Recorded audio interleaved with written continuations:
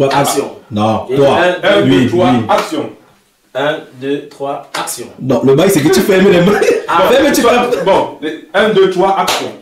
1, 2, 3, action. Vote. Chers abonnés, chers internautes, mesdames, demoiselles et messieurs, bonjour. Une fois de plus, bienvenue sur notre chaîne, sur notre canal Média en ligne, le pays. Aujourd'hui, nous recevons quelqu'un qu'on ne présente plus, Jorel Tsafak. Bonjour. Bonjour. Alors, nous vous souhaitons déjà la bienvenue sur notre plateau, sur notre chaîne TV. Aujourd'hui, nous allons parler de beaucoup de choses. Vous allez nous édifier sur plusieurs choses. Mais déjà, nous aimerions que vous vous présentez de façon globale. Tout d'abord, merci de m'avoir donné la parole à ce jour pour pouvoir donner mon point de vue sur un certain nombre de choses. Voilà. Alors, je réponds au nom de Jorel Tsafak. Je suis un Camerounais. Je réside et vis dans la ville de Bouillance depuis à peu près 7 ans. Donc, c'est un réel plaisir d'être présent ici et de donner mon point de vue. Merci. D'accord. Déjà, il faut souligner que c'était pas facile de vous avoir sur notre plateau, vu vos multiples déplacements. Il avait fallu qu'on programme ces rendez-vous il y a longtemps.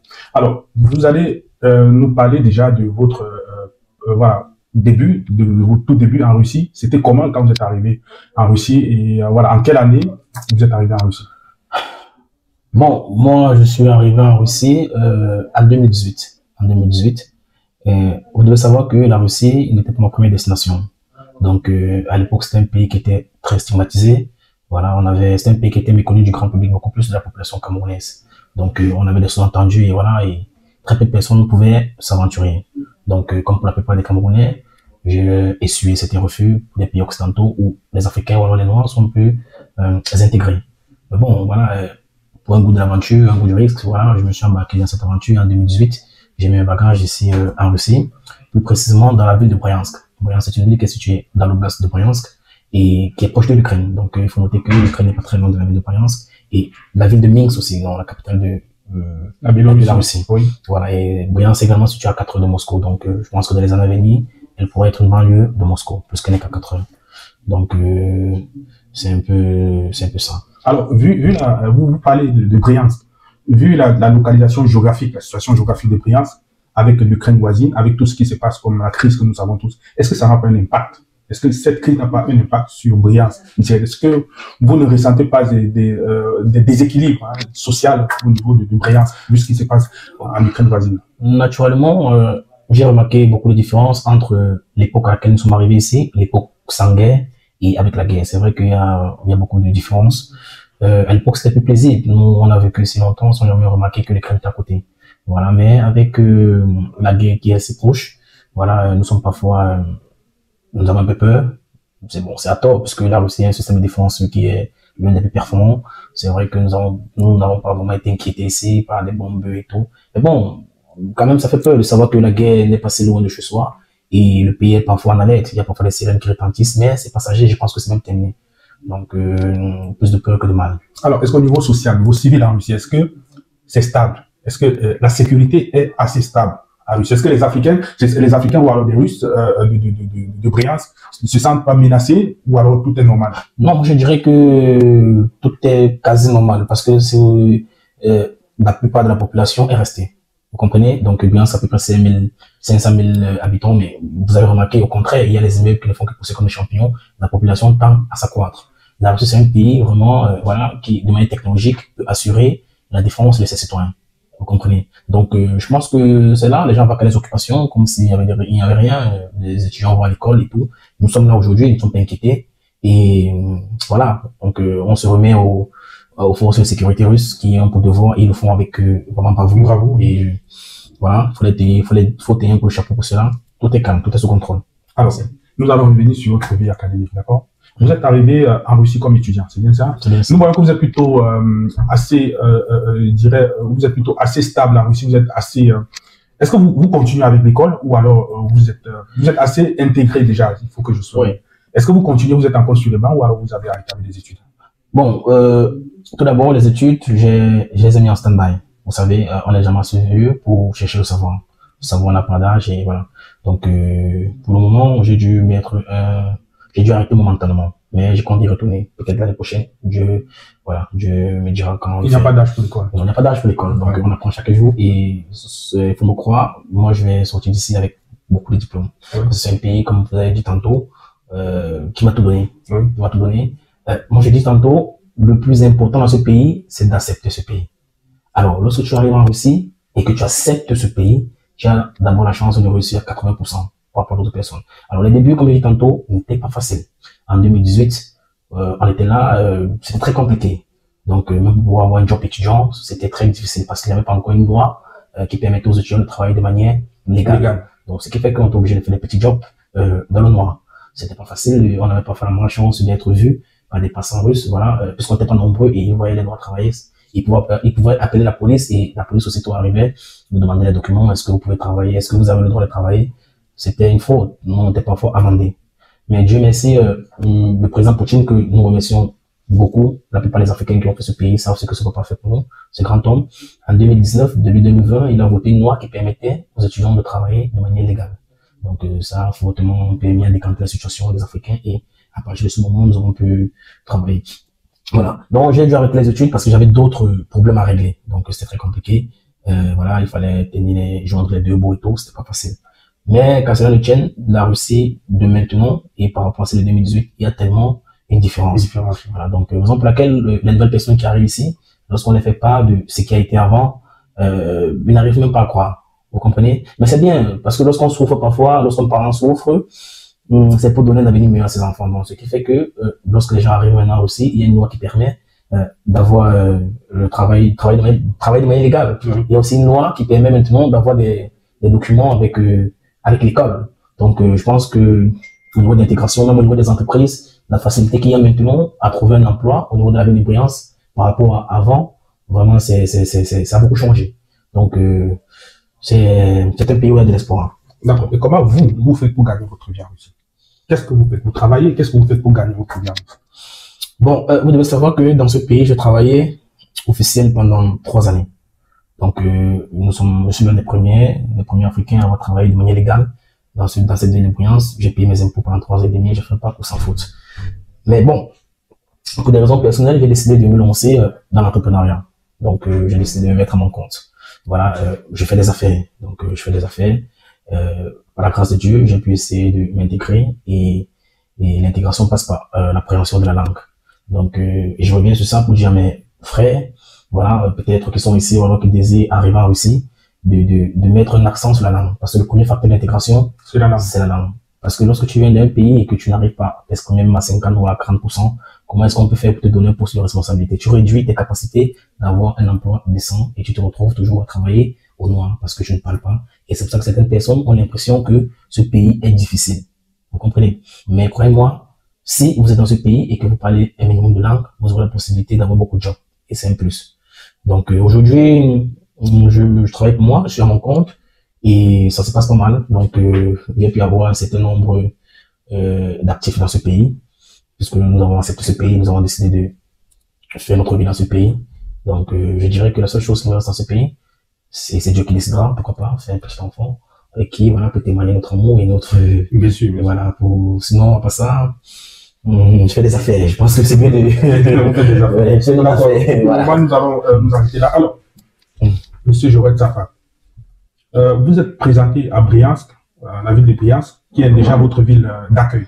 Ouais. Vous êtes présenté à Briansk comme quelqu'un, comme un ancien doyen, comme celui-là qui réunit des gens. Nous avons reçu ici la semaine dernière l'ex-président d'une association dont vous êtes fondateur. Est-ce que vous pouvez nous parler de quelle association s'agit-il et comment vous avez porté ce projet au tout début? Alors, il s'agit de l'association des Camerounais de la ville de Briansk, en abrégé ACB. Donc, vous devez savoir que ACB a été créé, pour être précis, en 2021, autour de avril 2021.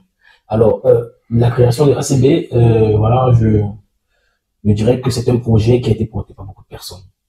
Et il est à noter ici qu'il y a 3 universités dans la ville de Briansk. Il y a l'université d'État technique de Bigita, et nous avons l'université d'État technique de Bigeteou, et nous avons l'université d'État de Begueou. C'est l'université dans laquelle j'ai fait mes premiers pas. Et à cette époque, avec beaucoup de camarades déjà, voilà, on ressentait le besoin de manière naturelle de créer une plateforme dans laquelle on pourrait se rencontrer, échanger, partager des mets africains, voyez un peu, voilà, être en communion avec les événements du pays. Donc, tous ensemble, nous avons porté ce projet, nous avons créé cette association et voilà, nous avons progressivement essayé d'intégrer les autres universités et tout. Mais on peut pas se prévaloir d'avoir à nous seuls porté ce projet. Parce que déjà, il y avait d'autres Camerounais, d'autres villes qui avaient des projets similaires. Parce qu'on a trouvé des personnes, c'est des Camerounais, qui avaient déjà cette idée et qui avaient déjà créé d'autres groupes, des plateformes camerounaises. Et on pouvait avoir, où on pouvait se rencontrer. Donc, ce que nous avons fait, c'est qu'on a essayé de fusionner tout le monde autour du projet et voilà, de former un seul groupe. Donc, c'est un peu ça la création de l'ACB. Donc, je vais aussi dire que ça n'a pas été facile. Ça n'a pas été facile parce que, au départ, il fallait convaincre les personnes du bien fondé de l'association. Parce que les gens, vous savez, les Camerounais, ah bah, ça fait ça quoi, j'ai pas le temps, on aime bien, je vais les occuper et tout. C'était pas facile. Mais bon, vous savez, lorsqu'un projet est pur et il est mené par des personnes qui mettent du cœur, qui mettent de la volonté, il finit toujours par bien se terminer. Donc, c'est ce qui s'est passé avec ACB. Aujourd'hui, vous voyez vous-même ce que l'association est capable de faire. Donc, aujourd'hui, l'association compte près de 400 personnes, alors qu'au départ, on était autour d'une trentaine ou une cinquantaine. Donc, voilà. Aujourd'hui, nous sommes près de 400, et ça sans compter d'autres personnes qui sont encore réticents, qui sont dans la ville, mais vraiment qui veulent intégrer, mais qui encore sont sous l'influence des personnes qui les font venir et ne les parlent pas forcément bien de l'association. Mais ça arrive, mais je pense qu'à terme, comme ça, je suis au cas, les gens vont comprendre le bien fondé de l'association et on aurait plus d'adhérents. Alors, est-ce que vous pouvez nous donner le but fondamental de l'ACB? Quel est le but de l'ACB? Le but fondamental de l'ACB. Voilà. Donc, comme je l'ai tantôt, le but fondamental de l'ACB, c'est d'abord de se rassembler entre nous les Camerounais. C'est d'abord d'avoir un espace où Camerounais qui arrivent en Russie, à Bruyance, peuvent retrouver facilement ses frères. Alors, on avait rencontré beaucoup de problèmes à l'époque, nous les anciens de Bruyance. On a rencontré tellement de difficultés, notamment pour chercher de l'emploi, notamment pour se rencontrer et tout. Et on avait décidé qu'on ne doit plus vivre comme ça. Il fallait donc une plateforme dans laquelle nos frères qui allaient venir après nous ne devaient plus subir ce que nous avons subi. Comprenez un peu. Donc, le but fondamental d'ACB, c'est de réunir les Camerounais et de faciliter l'intégration en Bruyance en particulier et en Russie en général. Vous comprenez un peu. Alors, faciliter l'intégration, c'est sérieusement quoi? Le partage d'expérience. Parce qu'il est clair que lorsque tu arrives dans un pays, une personne qui a déjà fait 1 ou 2 années de plus que toi a plus d'expérience que toi. Alors, si tu ne peux pas parce que dans la rue, tu ne pourras pas savoir que cette personne a déjà fait 2 ou 3 ans dans la ville de Bruyance et qu'elle a de l'expérience avec qui il peut partager cela avec toi. Donc, ça a permis que, voilà, l'intégration des personnes maintenant se fait plus facilement. On se rend compte, il y a le partage d'expérience. Nous venons en aide aux Camerounais. Vous êtes sans ignorer que lorsque on a un frère qui est dans le malheur, nous faisons des contributions. Nous faisons des contributions lorsqu'on a un frère qui est malade. C'est-à-dire que on agit de manière efficace et rapide. L'association a tellement fait pour des personnes. Vous comprenez un peu? Donc, c'est une sorte de famille. On partage des bons et des mauvais moments ensemble. Mais le but fondamental, c'est toujours de faciliter l'intégration des nouveaux et de vivre en convivialité. C'est vrai qu'on n'est pas un peu parfait. Je vois parfois les frères s'offusquer et surtout détester en disant, ah, les Camerounais là, non, vraiment, c'est compliqué, il faut se méfier. Moi, ça me fait mal quand j'écoute cette parole-là. La plupart des Camerounais qui ont été ici, qui se sont intégrés, qui ont fait l'effort d'être avec les frères, ont toujours eu une issue favorable dans ce pays.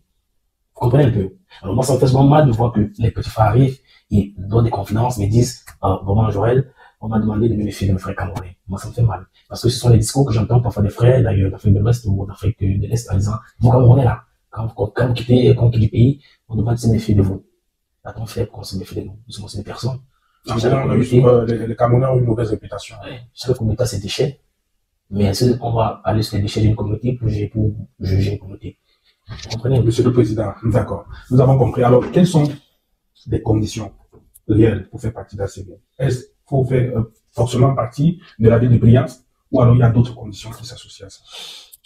En général, pour faire partie de l'association des Camerounais de Bruyance, il faut se trouver à Bruyance.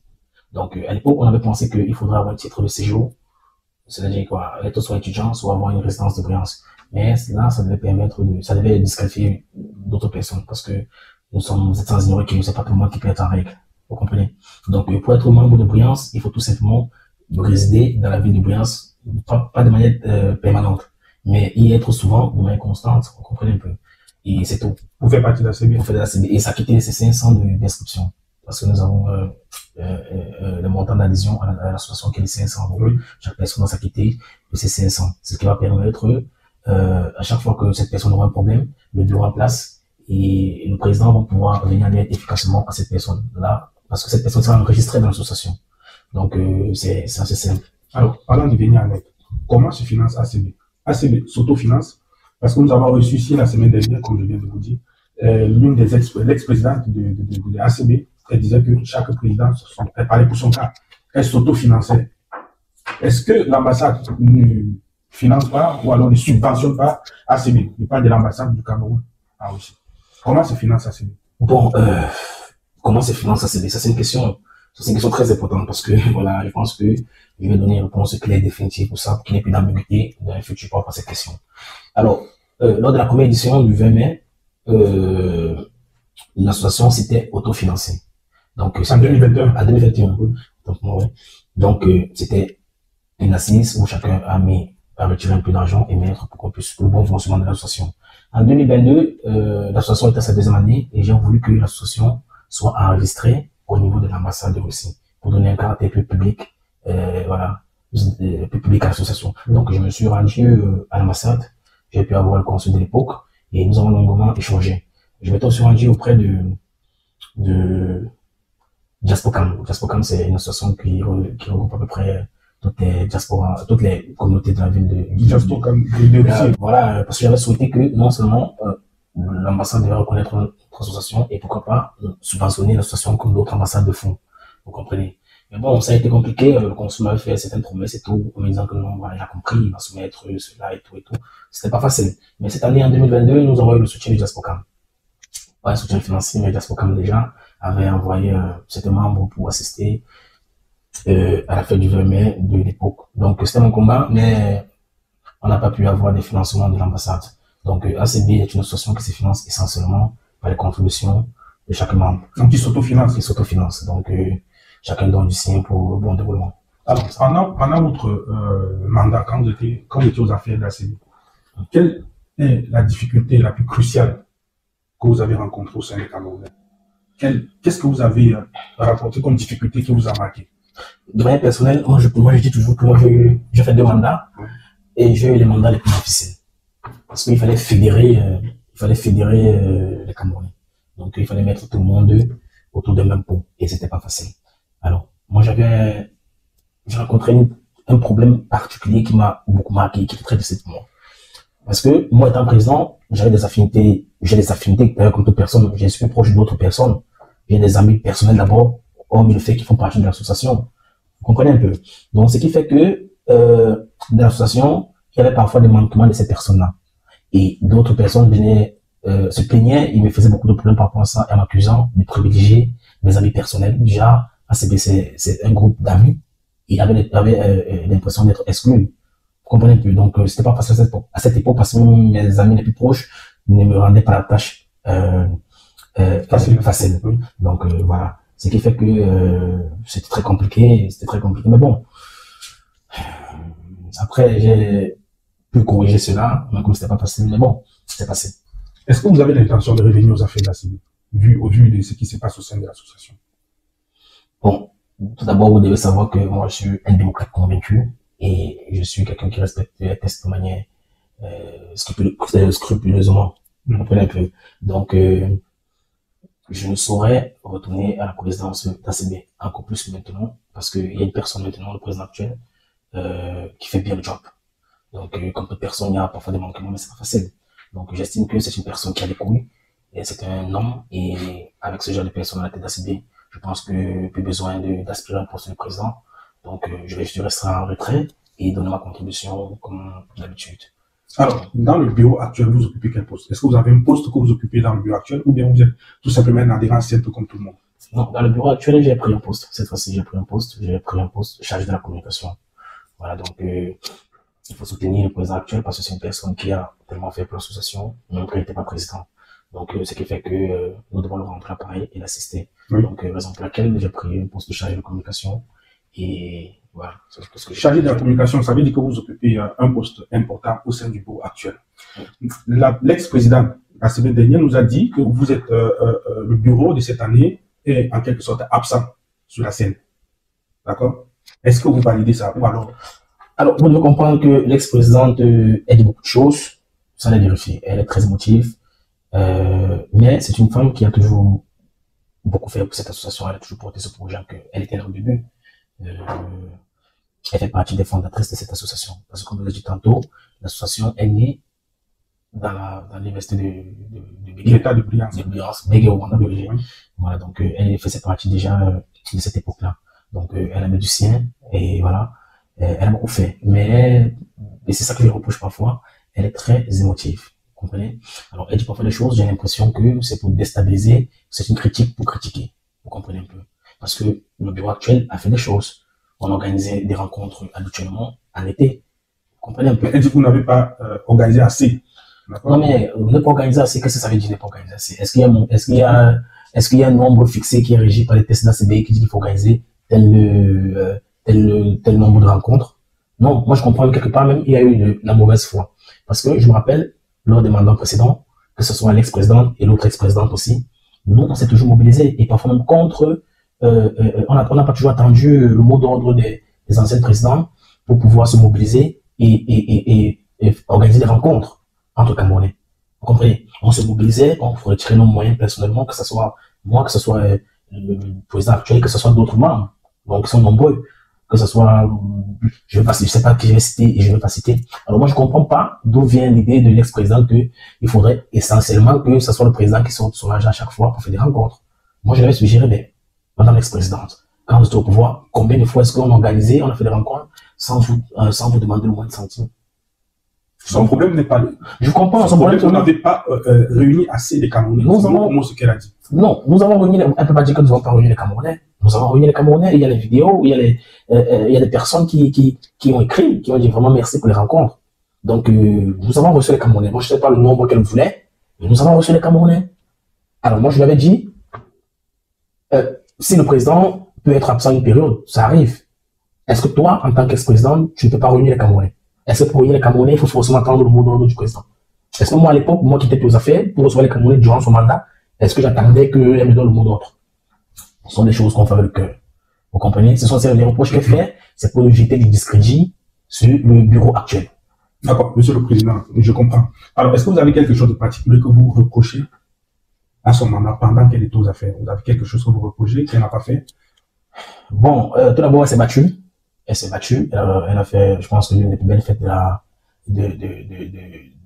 Russie. Oui. En ce qui concerne la fête de l'unité. En ce qui concerne la fête de l'unité. Oui. Elle a fait une très belle fête. Donc, nous avons levé près de 400 000 euros. C'est beaucoup. Je pense qu'aucune communauté n'a fait pareil. Donc, les vidéos parlent d'elles-mêmes. Je pense même que nous avons été récompensés. Parce qu'il y a un organisme qui se charge de récompenser les associations camerounaises qui font les meilleures fêtes. Donc, ça prouve d'abord, chapeau pour ça. C'était pas facile. Une femme, gérer les Camerounais, c'est pas facile. Mais tout n'est jamais parfait. Il y a des manquements. Mais on a supporté. Alors moi, ce que je l'avais reproché durant son mandat, et je me cachais pas pour lui dire, c'était l'intolérance. C'était l'intolérance. Donc, elle gérait avec beaucoup d'émotion. Elle se permettait de retirer les gens du groupe, de l'association, comme si, quand bon lui semblait. Comprenez un peu. Alors, lorsqu'on gère les gens, on doit être au-dessus de ces émotions. On doit toujours avoir une certaine jugeote et ne pas se laisser emporter par les émotions. D'accord, monsieur le président. Le bureau actuel, est-ce que jusqu'ici, le bureau actuel fait son travail, normalement? Jusqu'ici, je peux vous garantir que le bureau actuel fait son travail. Vous n'avez rien à reprocher? Non, il y a toujours des reproches. Vous savez, les reproches, parfois, ne sont pas visibles des personnes qui sont aux affaires. C'est ceux qui sont en arrière qui peuvent porter un regard critique. Mais jusqu'ici, quand même, moi, je pense que nous sommes dans une ligne droite. Voilà, nous assurons. C'est ce que je pense.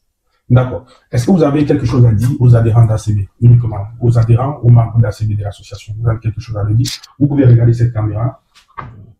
Et puis, qu'est-ce que vous pouvez dire aux adhérents et au bureau actuel d'ACB? Bon, tout d'abord, j'aimerais dire aux adhérents de continuer à assister au rassemblement. Voilà, de ne pas trop écouter les on-dit, de ne pas confondre le but réel de l'association avec ce qu'ils peuvent avoir comme impression.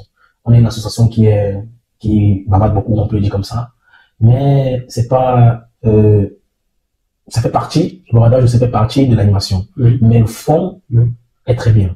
Donc, restez toujours dans ACB, faites l'effort d'être à la page, faites l'effort de venir au rassemblement, et lorsque vous avez n'importe quel problème, ne vous inquiétez pas, laissez tout simplement, contactez tout simplement le bureau actuel, il y a le président, il y a le vice-président, il y a les membres du bureau qui sont là, adressez-vous et de manière efficace et rapide, nous allons vous assister. À ce que je peux dire au bureau, c'est que voilà, un bureau n'est jamais parfait. Nous travaillons chaque jour, nous avons des réunions qui sont constamment organisées par notre président et notre vice-président. Nous travaillons à l'amélioration parce que rien n'est jamais parfait. Donc, je tiens d'abord à féliciter les membres du bureau pour ce qu'ils font jusqu'ici parce que se mobiliser, parfois mettre des moyens pour rassembler les frais, c'est pas facile. Donc, voilà. Voilà. Alors, quel conseil vous pouvez donner à ceux qui vous regardent de part de l'Afrique, ou alors pas seulement dans la ville de Briansk, dans d'autres villes aussi, ou beaucoup plus à ceux qui sont en Afrique? Qu'est-ce que vous pouvez leur dire? Alors, moi, tout ce que Parce qu'on a l'impression qu'il y a la guerre en Russie et tout. Alors, du coup, les gens ont peur de venir en Russie. Qu'est-ce que vous pouvez dire? Moi, tout ce que je venais de dire, c'est que la Russie, c'est un pays, c'est l'avenir. La Russie, c'est l'avenir. Et s'il y a des personnes qui suivent l'actualité actuelle, ils doivent savoir que la Russie fait partie des BRICS. Aujourd'hui, c'est BRICS et plus. Ça veut dire quoi? Dans un futur très proche, il y aura forcément une monnaie qui serait alternative au dollar. Alors, parce que ce qu'il faut comprendre ici, c'est que la Russie, c'est un pays qui est très développé sur le plan économique ou sur le plan technologique. Mais ce pays, parfois, tarde vraiment à attirer des personnes, tout simplement parce que les Occidentaux détiennent encore le pouvoir de la monnaie. Vous comprenez? Et pour la plupart d'entre nous, nous sommes des migrants économiques. Alors, ce qui nous importe, c'est pas forcément les gratte-ciel ou les belles routes qu'on voit à Moscou. Vous comprenez? Parce que s'il faut entrer dans les détails, une ville comme Moscou est plus agréable à vivre, que ce soit sur le côté infrastructurel ou alors sécuritaire, que la ville de France, par exemple. La ville de Paris. Que la ville de Paris, autant pour moi. Mais la ville de Paris serait plus attrayante parce que là, la monnaie est un peu plus forte. Donc, il y a du futur dans ce pays. Ouais, un peu. La première année, quand je suis arrivé dans ce pays, mais je dormais chaque jour, je pensais à Schengen. Aujourd'hui, je me retrouve là, j'accepte ce pays, je suis à ma 7e année, j'ai des actifs dans ce pays, et moi, je compte faire ma vie ici. Vous comprenez un peu? Donc, mes frères qui nous regardent d'Afrique et de partout ailleurs, n'hésitez pas à venir en Russie. La Russie a l'un des meilleurs systèmes éducatifs au monde entier. On n'avait qu'à voir. Si la Russie était un pays qui était faible, elle ne pouvait pas gérer une guerre à elle seule contre tout l'Occident réuni. Ça prouve à suffisance le degré technologique, l'avancée technologique de ce pays. Donc, venez, c'est l'avenir, c'est le futur, c'est le pays le plus grand au monde entier. C'est 17 millions de kilomètres carrés pour une population de 146 millions. Donc, il y a tellement de place pour tout le monde. Et il faut juste respecter les lois russes parce que là, les Russes ne dérangent pas les étrangers en général et ils n'aiment pas que les étrangers violent les lois qu'ils ont fixées. Vous comprenez? Voilà. Donc, c'est ça.